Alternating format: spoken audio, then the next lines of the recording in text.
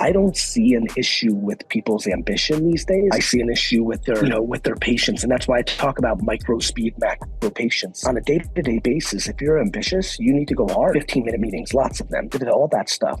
But in the macro, it can take 3 years, and that's okay. And I think a lack of patience is an enormous vulnerability for a lot of people who are watching this. But I actually wanted to take a bit of a slight different turn to start this off, because, and I hope this is also, I wanted to hear one of the stories that I actually listened to one of the podcasts not so long ago, actually, where there was an amazing story about you, Gary, in terms of, at least I felt, a huge inspiration and what really sets you off, like why you do what you do. I think you know the story that I'm talking about, but it is about when you met this boy named Jet and asked him what his favorite number was. So maybe we can start off with that one, because I think that sets it off in the right direction here. Well, thank you, my friend. Recently, I met a friend's son, and I asked him what his name is, and he says Jet. And I like that because my favorite sports team, an American football team called the New York Jets. So that was fun, and that was a nice little moment. And then I say, what's your favorite number? And he says 5. And that really caught my attention because for some of you that have seen my content, when I take a selfie, I always put up the number 5. And that's because when I was 7 years old, my mother knitted me a Jets jersey and put the number 5 on it because it was already my favorite number.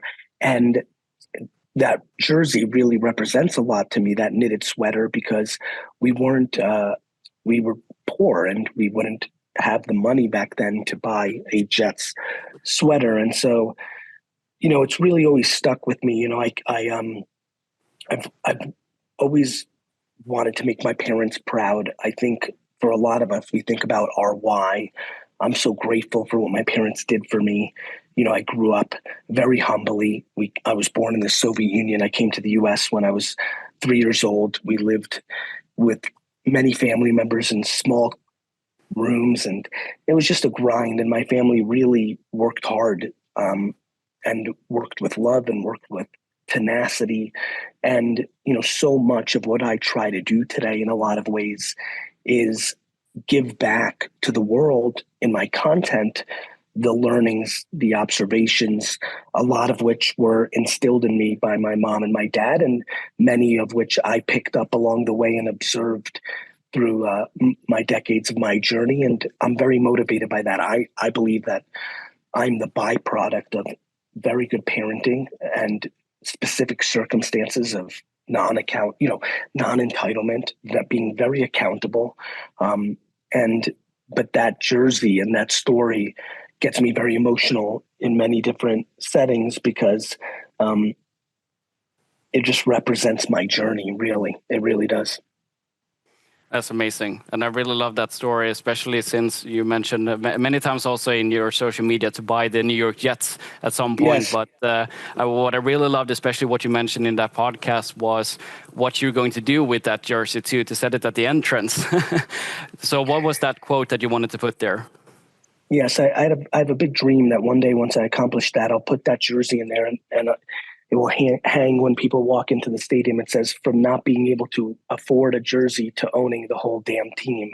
So I have big ambitions. I enjoy the process. I'm also very detached from my goals. And here's what I mean. I want to achieve them professionally, personally, but I'm okay with not achieving them. I'm very driven to try my best, but I love the thrill of the hunt. I won't be devastated if I'm not able to buy the New York Jets. And I think that is a healthy relationship that I think more people should consider. Yeah, absolutely. And I think that that touches upon a lot of interesting topics in terms of like gratitude, patience, that you have also mentioned in many times. And there's actually one of the kind of top questions we have from the audience right now in terms of how can I balance my work and personal life to ensure I am living a fulfilling life, both professionally and personally.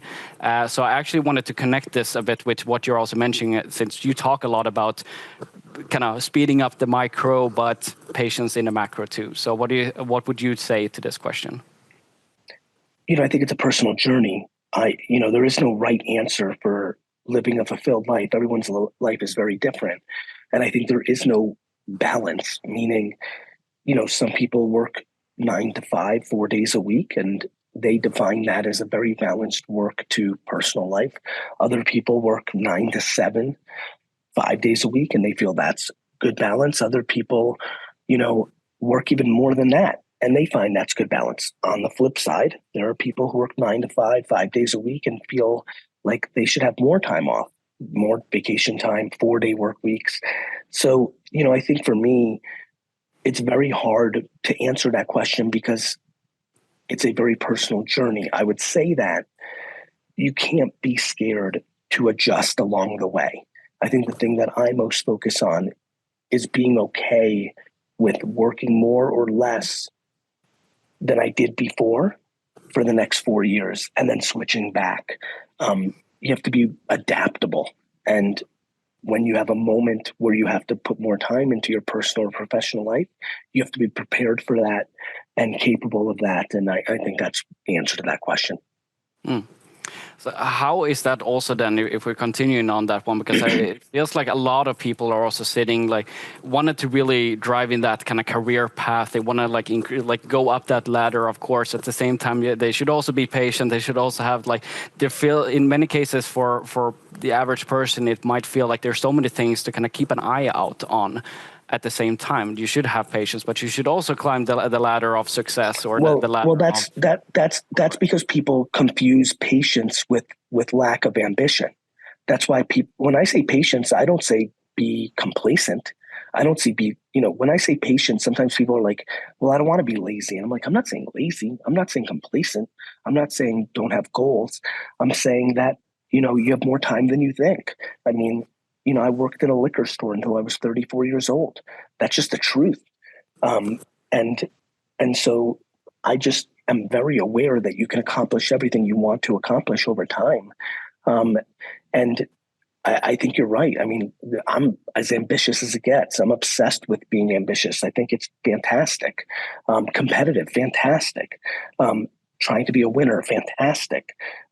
Grow, promoted, all fantastic. But if you lack patience in that journey, you will take shortcuts. And when you take shortcuts, you could stumble, or worse, really throw the whole thing off. And so, I don't see an issue with people's ambition these days. I see an issue with their, with their patience. And that's why I talk about micro speed, macro patience. On a day-to-day basis, if you're ambitious, you need to go hard. 15-minute meetings, lots of them, did all that stuff. But in the macro, it can take 3 years, and that's okay. And I think a lack of patience is an enormous vulnerability for a lot of people who are watching this. Mm. That's interesting, and I wanted to continue a bit on that topic because that kind of transitions also into especially being a leader. And of course, the many people that are watching this right now are also like top-level executives from many big organizations. And as you have talked a lot about this speed in the micro, patience in the macro, and I think there was also one quote one time said that you'll be surprised on how much you can get done in 7 minutes. So what are you also like connecting that one to? When you are a leader, you might have like a lot of people being accountable for, but also speeding that one up to also as a leader within an organization. Yeah, I mean, when you think about being a leader, when you misstep, you're really putting people in a precarious spot. And so I think it becomes amplified when you're a leader. I think the requirement for patience is even greater. Thoughtfulness is even greater. Accountability is even greater. And so, everything I believe in becomes magnified 50x once you become a leader, a manager, a C-suite executive, a leader of a division, and definitely when you become the owner or CEO of a company. And so, yeah, I think it just magnifies it. Interesting indeed. And speaking about that leader too, it's also been said that as a leader, you have to fall in love with accountability. And if you're a CEO and the employees aren't performing, that's on you. And how do you see that kind of a realization? Because to be honest, in the modern world, in the real world, it doesn't feel like everybody is following that kind of principle. But what did that mean for you in terms of VaynerMedia, but also as in installation for a lot of other organizations? Yeah, I mean, I push accountability very aggressively because I think it leads to happiness, believe it or not. It seemingly seems like not, my fault. You start beating yourself up, but it's not true. When you fall in love with true accountability, you're able to really begin to navigate. You're not wasting time on blaming and pointing fingers. And so, yeah, I mean, when I wrote that, when I talk about that, people struggle with that. They're like, you don't get it, Gary. My employee this, my employee that. I'm like, well, you can fire that employee. You're in charge. You know, if your employee is so terrible, you can either build them up or you can fire them, and that means you're in charge. And so, I think that this is pretty black and white, and I think that people need to fall in love with accountability more, and I think that will lead to less anxiety and more happiness. Mm. So when you also are in those kind of situations, say you have taken that accountability, following along with it, then also comes the questions to have those heart talks sometimes that maybe someone isn't performing and maybe someone is performing. And I think that direction goes a bit into what the actual book of 12 and a half also means, which is, I did it as a bit of a cliffhanger in the beginning, what your half is. And I'm interested also, since you wrote this one kind of back in 2020, 2021, like those years. And I'm a bit curious also how you see this, well, this half now topic kind of working for you in VaynerMedia, but also how you see that today. It's a great question. So for everyone who's watching, this is a book about 13 principles that I think really matter in creating business success. And the 13th was candor. And I'm pretty vulnerable in the book that, Gary Vee in these settings, keynotes, fireside chats, public content, he's very good at candor. But one-on-one, especially with people I love, I struggled and continue to struggle at times with candor. I rebranded candor to myself. And now this concept of kind candor is really working for me. It's transformed VaynerMedia. We've become a much better organization because of kind candor. And I'm really happy about that. I feel like it's had a huge impact. A lot of people were scared to give feedback to people at our company because we had such a great culture, and negative feedback was something that was hard to deliver because then somebody would complain about the feedback and we were oversensitive. We needed to find our balance. On the flip side, so many companies are toxic and not good because candor is being used as a weapon to be not kind and to manipulate people that work below you. And so once we found that combination of words, kind candor, it's really worked for us. I've made huge advancements. The company's made huge advancements, and the company has been able to grow significantly because of that kind candor. Mm. And you could already kind of spot that one, and you've talked quite a lot about it over the years. And how do you see that now kind of coming into 2023? We have quite a lot of things happening, of course, also in the world in general, but you still see that kind of path growing and the importance of kind candor. Like, what is the meaning still same for you, or has that changed when you've implemented at VaynerMedia? It's become more important. I believe it is for a company like ours. If you have a good culture and you have a kind framework, candor is actually what you need. You're not going to lose on people, politicking and all that negativity. You're going to lose on entitlement. When you don't have candor, you can create entitlement because underperformers can start getting confused and thinking that they are performing at a higher level than they actually are. And so this is a big one. I look at it today and going forward as a bigger need. And for companies that don't have good cultures, by adding the word kind in front of candor, it may add a lot more kindness. And I think that would be important as well, because that will create retention and employees delivering at a higher level. That's amazing to hear. So also, of course, looking forward to seeing that growing even more, and especially that more organizations also start implementing that. We have a ton of additional topics that we can also go into, but I wanted to take a bit of a track also in some of the audience questions here, because we need to go through some of them too, of course. So there might be a bit spread ones here, but the one that is actually the most voted one right now is, how do you ensure successful strategy implementation without getting distracted by new ideas? I'm not scared by being distracted by new ideas. New ideas are healthy. So I think that's a game of and. I think you're capable of staying on course while moving your head to the left, moving your head to the right, seeing different things. I think do not demonize the occasional veering off the road, because I think that speaks to creativity. And sometimes creativity can actually make something operationally stronger.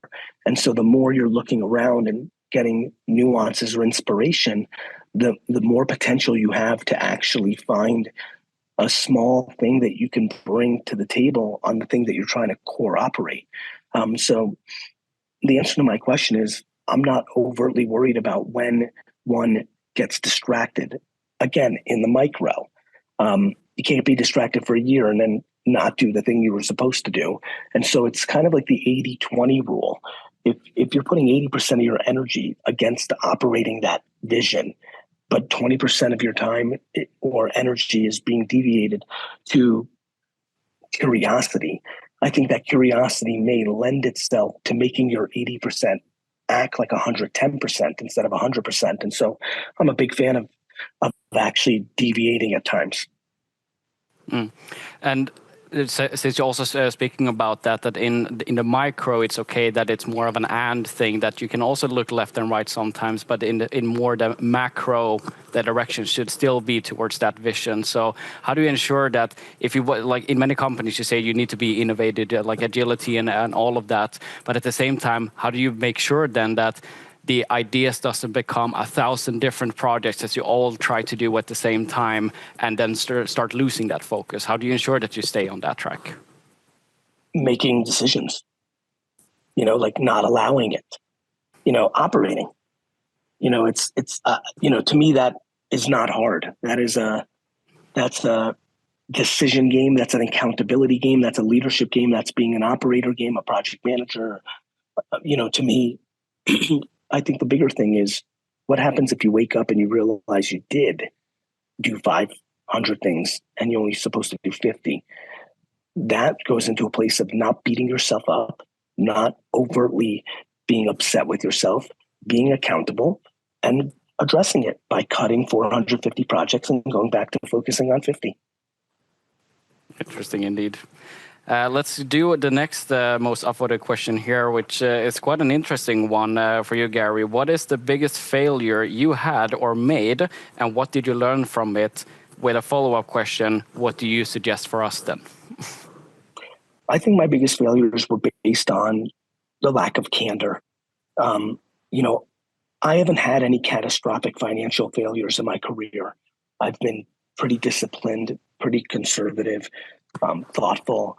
I think where I've had issue is there are people that walk around Earth that are not as fond of me as my intent and the way I was parented and my goodness in my heart would want me to have it be. And the reason is they are the byproduct of my lack of candor. I was unable to, along the way, communicate to them my frustrations or the organization's frustrations. And thus, when they were fired, they were surprised and angry because they were not being communicated to in a proper way. And so my biggest failure by far is that there are, even though I've managed tens of thousands of people, even having a couple of dozen people have a bad taste in their mouth towards me feels like a failure. And what I've done about it is I've put my vulnerability into the world in the form of a book, 12 and a half, and I've attacked that vulnerability on a daily basis. I still struggle with it. There's still moments in the last 2-3 months where I've not been as candorous with executives as I've wanted to be, but I do work on an everyday basis. And what I've done about it is I've shedded light on it, both within my own brain and in public, and I'm trying to hold myself accountable to being better. And that's an interesting part, and I actually wanted to connect that also to another question here. Could be on the kind candor topic, of course, but also in general, because there's a question here on what is your source of inspiration, and that can be in general of inspiration, but also maybe in this place with kind candor, like was it more of an insight you came to conclusion yourself, or was it also from a source of inspiration that, oh, maybe I should actually start looking at in this direction? How would you see that?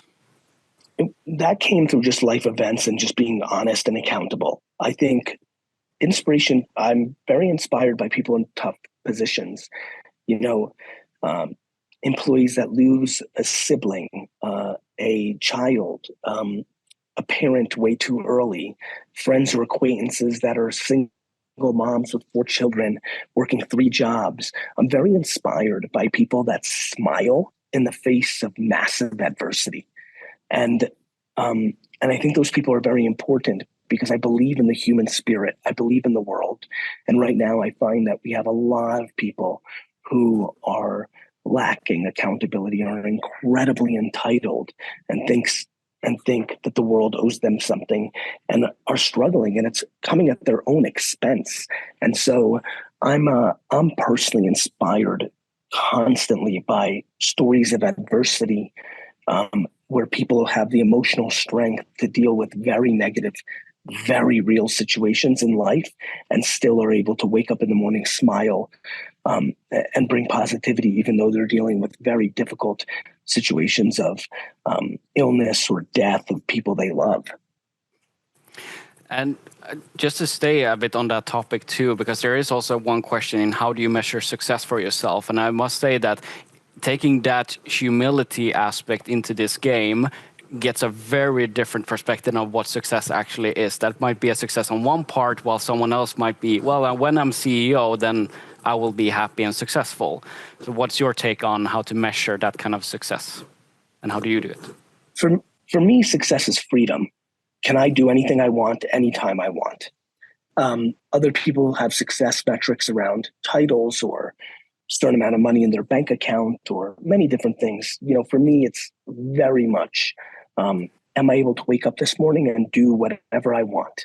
And do I like it? Am I happy overall? And I think to me, that's very big. And so that's how I measure success: freedom, freedom to create, freedom to operate. And I have a lot of that. And so for me, that's a very, very, very big thing. And, everyone's success metric is extremely personal. So I don't think I can impose my belief in success. But for me, simplicity, like, is everybody healthy? Am I happy?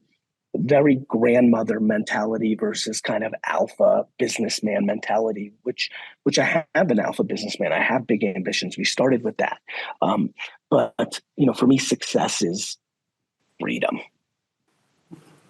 I think that one word sums it up quite well. And I think that was also quite interesting too, because in the beginning, before you came live, we also did a bit of a question to the audience in one word what they're most grateful for. And a lot of those words actually came up with family, health. There were even some sunny weather comments coming up. So I think a lot of people actually have that one. It doesn't need to be too hard to actually measure success. But you know what scares me? A lot of people answered that in your pre-questions, and I don't believe that all of them believe it or live it. It's easy to say you're grateful for the sun coming up. If that's true, then 98% of your day should be smiling and being happy. And I have a lot of people who speak to being grateful, but then when I watch them navigate their business life, it's just not true. They're struggling with anxiety over silly things. And I highly recommend people take a step back here and ask themselves, when I answered that question earlier, was that true? Being accountable for yourself, living true to your values in that sense. Mm-hmm. Yes. That's very interesting indeed. Let's actually, I wanted to also, of course, with this time, touch a bit on the topics of kind of what happens also out there in the world, a bit more in terms of business trends, emerging technologies, and so on. And one of them that I really want to dive into with you, Gary, is especially one of the topics that you talk so much about, which is NFTs today. A bit that you mentioned, like the Web 3.0 being kind of what social media did back in the days, like in the early kind of 2000s. But in this context too, with the audience being from quite big organizations too, I think at least with VFriends, that has been a lot on kind of the artistic point of view for NFTs. But what is your kind of look on NFTs now today for the near future, also in terms of big enterprises and how to adapt that? From a big enterprise standpoint, because the NFT market had so much greed in it last year, one of the things I did was made a lot of videos that 99% were going to go to zero. And a lot of that became true because there was a lot of greed. People were buying these collectibles and wanting them to go up and trading them. And so, to me, NFTs is one of the biggest technologies we've seen in the last 40 years. They're, decentralized servers that have smart contracts on them is a very big conversation for membership, for tickets, for title insurance. Really, most contracts eventually will find their way into the blockchain. Plus, the way that NFTs will play out on the consumer lens, not the B2B lens that I just referred to, is going to be through expression. The fashion industry, the watch industry, the car, high-end car business. A lot of that is built on not only do you like the item, but you use it as a way to communicate of who you are. I feel like humans use buying things as a form of communication. And so I think you'll see a lot of people over the next decades start to realize some of the subtle aspects of NFTs. But I think, big enterprises, especially if you're, let's say, a luxury brand, issuing an NFT as a receipt is better than issuing a receipt as a QR code or a piece of paper. There's so many dynamics to be played out in the future. And so much like websites in 1996 were static, not dynamic, did very little. I think that's where we're at right now in NFT land. But over time, over the next 20, 30 years, I think you'll see major advancements. Indeed, especially this Web 3.0 really coming up. And I want to connect that then because, of course, over the course of these many years so far, you've also been a huge advocate of this Web 2.0, and especially with social media. So that was also in several of your books also, of course, the thank you economy, jab, jab, jab, right hook, like these kind of things. How do you see that also evolving now when we're entering like 2023 and it feels like Web 3.0 is kind of coming up and running, but how is the importance of social media and Web 2.0 still? I mean, for everybody here, a proper social media strategy, both from a creative standpoint and a media standpoint, is imperative. Unlike NFTs, it's a nice to have and it's a little thing that's growing, social now is at scale. It's not 2006 anymore. We're 17 years, 20 years into this social media journey. And now almost everybody on earth has a social media account over the age of 14. And that means a lot of attention is on these platforms. And it's also a huge opportunity for enterprises to win on relevance, not just awareness, to create context, to be able to do a lot of things that they can't do from television or print or radio. And so I'm incredibly bullish on what it is, but it continues to become a challenge because it's very hard to do. It's hard to be great at social media, which is why so many companies overpay for it and it gets abandoned in a lot of organizations, which is a huge mistake because it is where the consumer's attention is at scale. The amount of hours that are spent on TikTok, Instagram, Facebook, YouTube, LinkedIn, Twitter, it's staggering. It's staggering. It's the plumbing of our information society now. And, I continue to marvel at big enterprises' ability to continue to underestimate its importance. And so I think a consistent output of creative and content is imperative to be a relevant brand or organization. If you're B2B, you're posting 3-4 times a day on LinkedIn. If you're B2C, you're posting 30 times a day across 7-12 different platforms. If you're a Fortune 5,000, Fortune 50,000 company. And so I think, for me, that is like oxygen. I couldn't imagine being a large enterprise and not being great at social media. Mm. And I did hear a rumor not so long ago, actually, that there might be some works on a jab, jab, jab left hook. So is that something that is kind of in the works now? And kind of what will that purpose be, maybe compared to the right hook? I wrote Jab, Jab, Jab, Right Hook 10 years ago, and it was really to help people understand how to make impactful social media content. And you're right, the rumors are true. I'm actively writing Jab, Jab, Jab, Left Hook, and it's a modern take on it.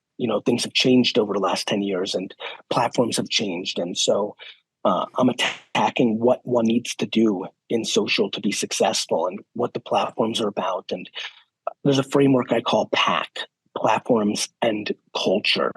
And if you're not understanding how the platforms are working, what are the tactical things you could be doing? A carousel ad.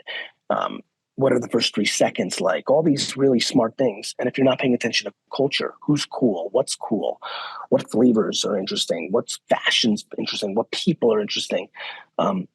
Those to me are the two things that really play out. And I'll be writing that book and hopefully it'll come out next year. Nice. Looking forward to it, indeed. Thank you. So, especially with that one too, I also wanted to jump into one other very kind of important trend or kind of emerging technology that is also getting quite a lot of attention these days, but the importance of information and data. And I think one of the ones that most people know about these days and are very intrigued about is, of course, the Chat GPT. And I think that was also commented on one time that, oh, AI is taking over our jobs. So what is your kind of take on like that importance of data, of information, especially connecting to our artificial intelligence, such as ChatGPT, but there's of course a bunch of others out there too? Look, artificial intelligence is probably one of the biggest conversations in our society right now. It's going to be a big deal. We're all still figuring it out. There's a lot to learn, but I think I would say this to everybody: you need to assume in 5 years that AI is a meaningful part of your day-to-day life, whether it's taking care of automating your scheduling or whether it's information or helping you be better at critical thinking or building relationships. I mean, there's just so much that AI can get into. And so I think it's a little early. I don't like guessing. I like tasting things and then observing and understanding what one can do with it. But it's very clear that this massive technology is coming at scale. And, for a long time, people have said technology is going to take people's jobs. And, I think there's way too much fear in the world. And in general, like people, when social media came out, they said that people were going to get kidnapped all the time because of it. So I think people are always throwing around fear in the face of new technologies. And, I'm empathetic to that. People don't like change, but this is inevitable. Nobody's going to stop it. And I think it's going to have a humongous impact on our society sooner than, let's say, some of the Web3 dynamics that will take time. And so it's going to be interesting to watch. And I'm definitely mentally prepared for it and putting in the time and effort to understand what the opportunities are with these technologies. And so we'll see. I think early on, creativity is going to be a very big opportunity of writing scripts or making content at scale. And so I'm keeping a close eye on that. Yeah, absolutely interesting. And I think to kind of sum that one up, because of course, ChatGPT or NFTs, Web 3.0, cybersecurity, data information, there's so many, of course, technologies that we need to keep an eye out for, some sooner than and others later, of course. But what is your suggestion on how to actually keep track of the trends and the technologies that are happening out there? Are there any ways that you are operating there, and what would your suggestions be for the audience in how to stay on top of these? Put in the work. I subscribe to a lot of newsletters. I have a lot of Google alerts. I have a lot of Google trends saved. Put in the work. I check the top 100. I mean, I'll do it here in real time. Here's my phone, right? And I can, easily look at, let's see, give me 1 second. Here's the App Store. And I just go right into the App Store and I go to apps and I can see, what the top 100, here are the free apps, top of the charts. And, I can look at, I can really look, I'm sorry. this is the top 100 apps in the App Store right now. And then I look and I'm like, here's CapCut. It's a video editing software and it's number one. Like, that's interesting. Why is it number one, right? And you keep looking and you keep looking and you keep looking. And then you might be able to see a new app like, oh, look, Pinterest is at number 30. That's pretty high. Like, and a lot of people don't talk about Pinterest right now at scale. And what does that mean? Is that an opportunity? Is there more things to be done on Pinterest than maybe that I realize as a content producer, right? And so you keep looking, you keep looking, you keep looking. And what I do here a lot is sometimes you see something show up at number 85, at number 90, and you start trying to figure out, where is that going? What does that mean? Is there something emerging that I've never heard of before? And this is how I found, Snapchat early, and how I found TikTok early, and how I found Vine early. And so, and then I look at this and I'm like, oh, Be Real is at 114, and that was, originally in the top 20 or 30. So maybe it's declining, and, it's just putting in the work. It sounds very simple, and it should be not harder than that, really, but really putting that one in there. Yeah, it's, people are like, how do you always know what's coming next? I'm like, I search the App Store. I think that people overcomplicate things. I also think that people don't want to put in the work. Like, that does take 10, 15, 20, 30 minutes. You also then, if you're really going to do it, you have to download the apps. You spend an hour in that app and realizing what it is or what can it be. And, it's a work game. It's a work game. Definitely, indeed. I think that sounds amazing, and we're also definitely going about the time here. And I wanted to use the last minutes that we also have here, about 15 or so minutes, also to go through more of the audience questions, because that's, I think, where the real value also lies in here. And there's one that I really kind of stood out for me too.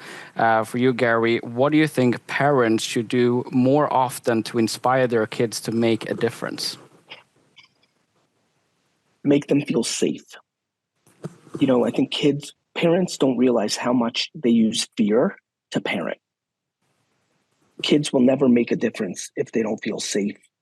If you don't feel safe, you don't have the ability to create the energy to go on offense and create change. And so, I think what parents should do more is parent with optimism, practical optimism, not delusion, hope, belief, and less about fear. I think parents don't realize how much they use fear on a daily basis. You can't do that. Don't hang out with that kid.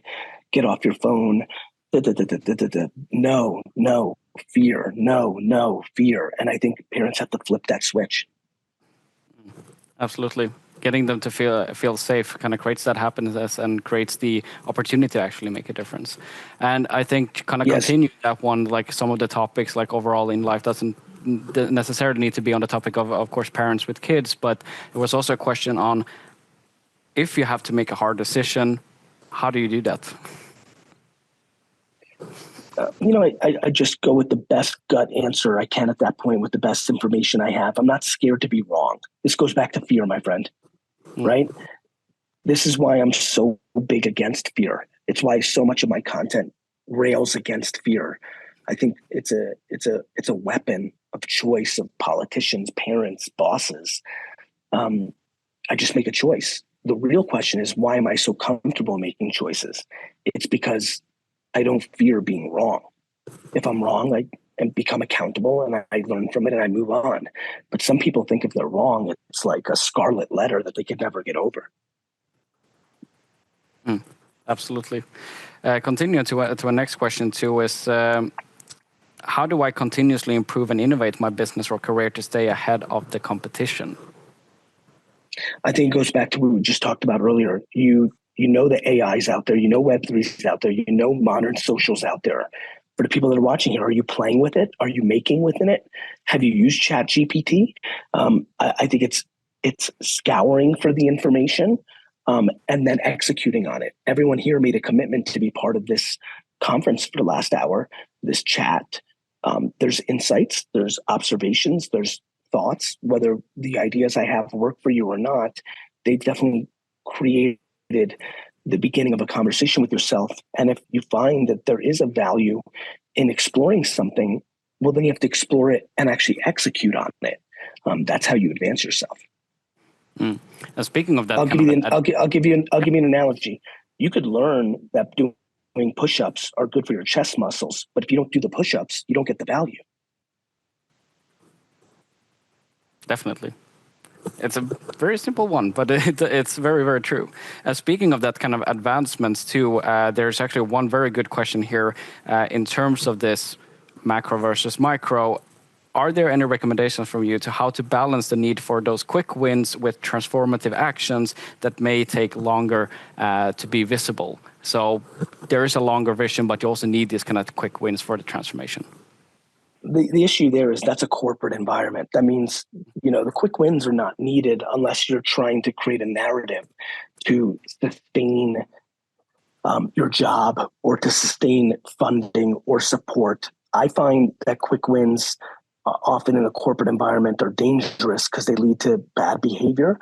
I think what's more powerful is, instead of quick wins, slow conversations with the leaders that have the power, the CFO, the CEO, the board, to give you the time. I think it's much more effective to have real conversations with the people that control things and say, look, this will take 3 years, versus having to create a narrative that we had some sort of win 6 months in, because we're going to then put our energy for the short win, which oftentimes is in conflict with building the thing meaningfully.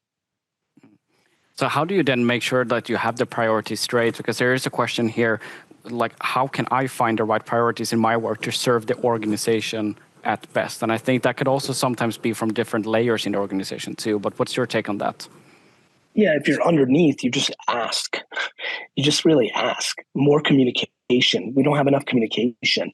I think as a leader, that you just have to be comfortable with making a subjective call. Like, I make an enormous amount of subjective calls on the direction I take my company in all the time.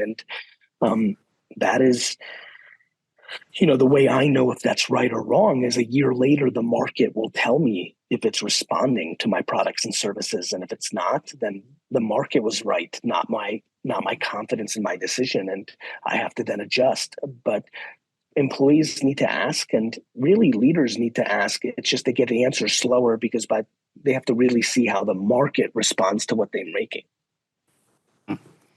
So speaking of that kind of setting the priorities too, what do you think is particularly important when it comes to self-leadership and also finding priorities? Leading with optimism that's practical, not fear, is number one. Number two is being accountable. If the leader's not accountable, you're dead. Number three is, I think, curiosity. I think leaders have to find things. And if you're not curious, if you're only looking backwards, not forwards, you won't be able to lean on that curiosity to drive results. Communication, I think, vulnerability, I think, is important in leaders. Tenacity. You're just going to have to will certain things to success as a leader.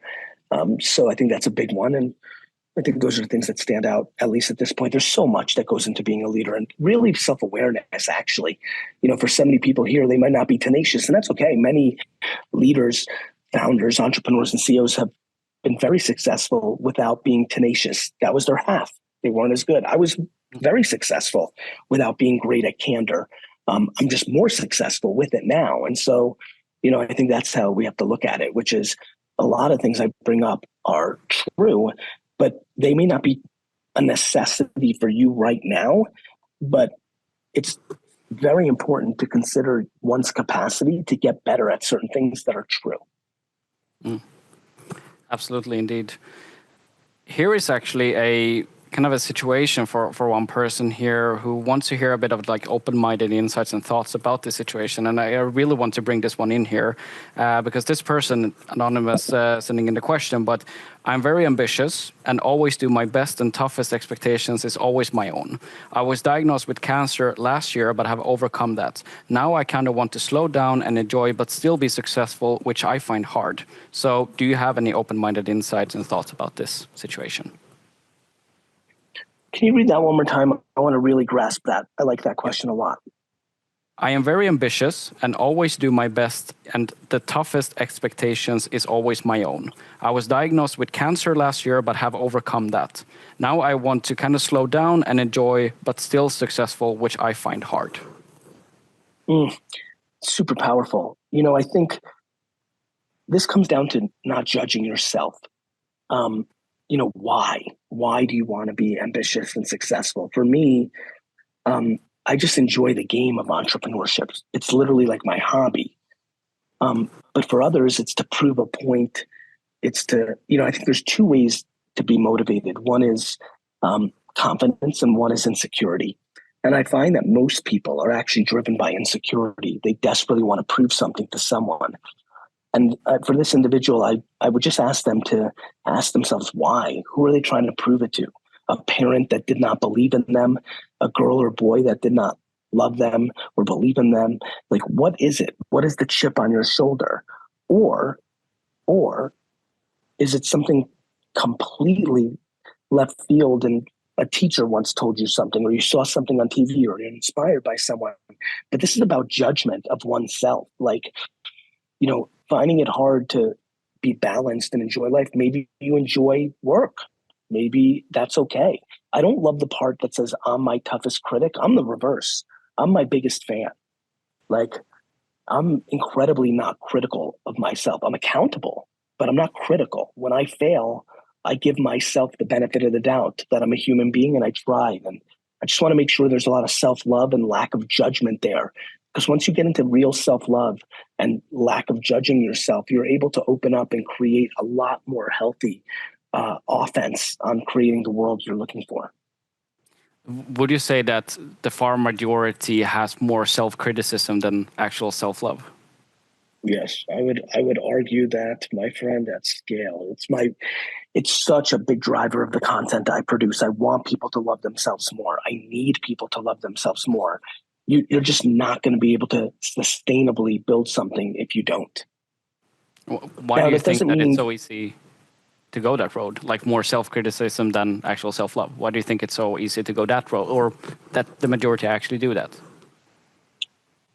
I think parenting in the last 100 years has not done a great job in setting people up for self-love. I think parenting and government and media peddle fear. And I think fear leads one's self into that framework. Interesting. Absolutely. Yeah, it was a very powerful story indeed for that one. And that self-love should definitely be more in the lead for creating these opportunities. And real quick, I want everybody to hear this. This is a nuance. Self-love doesn't mean become delusional and become so high on your own, bravado that you're delusional and you don't see your shortcomings. So it's very easy to have self-love and humility, and most people don't think so. They think of self-love as ego and delusion, and like, oh, you think you're so great, you can't see it. I don't believe in that. I believe that one can love it themselves, but still have the humility to be accountable and critical on oneself. But criticizing yourself occasionally or holding yourself accountable is very different than beating yourself up and saying, I'm stupid, I'm ugly, I'm not good enough. And, anyone who is saying those things that's watching this now, I remind you that somebody put that into your brain, and you need to get out of it. Absolutely. So continue a bit with some of the other questions too. There's actually one that was quite a good, which is more of a clarifying one, since we spoke quite a lot of the kind candor. So it was also a question if you can elaborate a bit more what for you and what candor actually is, and especially what kind candor is. Like, what is your definition of what that is? Candor is telling someone the truth of what your opinion is, remembering that it's your opinion. Kind means the way you make someone feel when you tell them the truth. When you're being critical of someone's performance, there is two ways that person can leave that meeting: very low and scared, or very neutral and inspired to fix it. And I think the kindness in delivering the news is important. It's kind of like bedside manners from a doctor. There are doctors who deliver very challenging news, and sometimes they do it in a manner that scares the crap out of the patient, and other times they do it in a manner that creates hope. And so I think that the way you make someone feel really matters. And I'm very passionate about that. Mm. Absolutely, indeed. It's a great one. And I actually wanted to take one last question from the audience before we start to actually wrapping this one up. But this was also a very good one here, which is a bit of a kind of real life situation too, as you were talking about a good point, fear, that topic. So this person writes, "You're clearly right. When I look at the most successful person among my friends, one of the keys to her success is that she is by far the most fearless person I know. And you spoke about parents. How can you work on yourself to reduce your fears effectively?" By doing things that make you uncomfortable, and by putting yourself in a position where things don't work out makes you comfortable with losing. I think parents and teachers and society overcoddle children. And, as we become adults, we can't blame our children and our circumstances anymore. We can go through therapy. We can take on exercise. We can start consuming content that's more positive than negative. As far as fear elimination, it's a journey of eliminating the value of other people's opinions and becoming accustomed to losing and realizing nothing bad has happened. When you start a business and it fails, and none of your friends make fun of you, and nobody makes fun of you. In fact, when you close down the company, 2 or 3 of your friends take you out to dinner and tell you they admired you for trying, all of a sudden you become more fearless. Absolutely. It's just about testing those ones. Being a bit outside of the comfort zone has never really hurt anyone. Yeah, sure. I think people have this crazy fear, like what's going to happen. It's kind of like the way that some people are scared to ask someone on a date. Like what's the worst that's going to happen? They say no. Like, yeah, it hurts, but like you're not going to die. And so like you've got to jump. Like people do, extreme things like surfing or skydiving. Like they were scared until they weren't. It becomes normalized. And failing in front of people is incredibly powerful. I was such a poor student my whole life that I was failing in front of my friends and my parents and my friends' parents and teachers, and and I played a lot of sports, which meant I lost a lot. And so I was losing a lot in front of people, and it made me feel comfortable with losing, which made me fearless.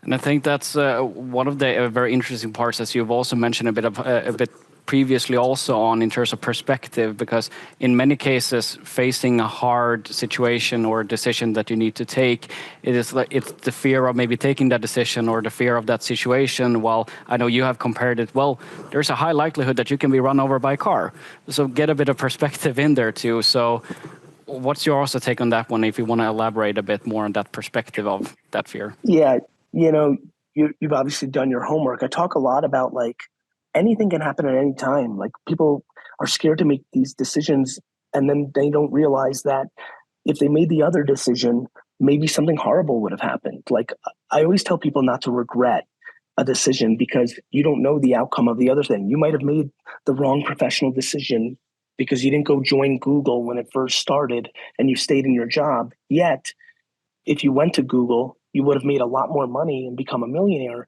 but you might have been on a business trip to Tennessee and you might have gotten hit by a bus and you died at 32 instead of 99, all because you took a job at Google. So, I think it's just be grateful for what you have. Don't dwell on what you don't have and just keep looking forward.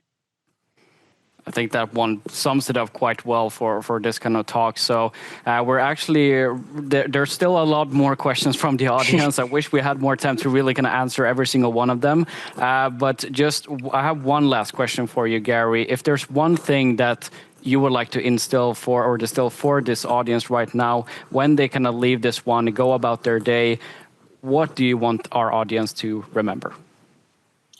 That they need to become more self-aware. Know who you are, and then love yourself for who that is. You don't need to be anybody but yourself.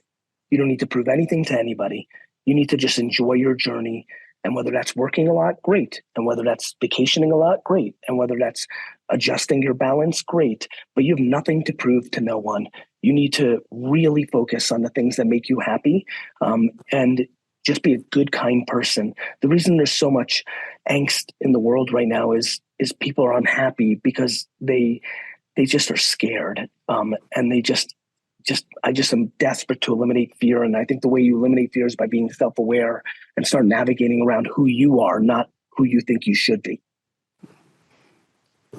I think we don't really have that much more to say from that point on. But hey, thank you very much, Gary. It's been amazing to spend this hour with you. That hour flew by way too fast, if you ask me. Yes. But it's been amazing. So thank you very much. A huge shout out to you for all the insights, all the good topics here. And I hope we can also connect soon. I think for the ones that have not really getting their questions answered, they should follow your content. A lot of those things are also mentioned in there too, of course. So, hey, I wish you a very nice day, Gary, and I hope to connect with you soon again. Cheers. I can't wait. Bye-bye. Bye-bye. Thank you. Bye.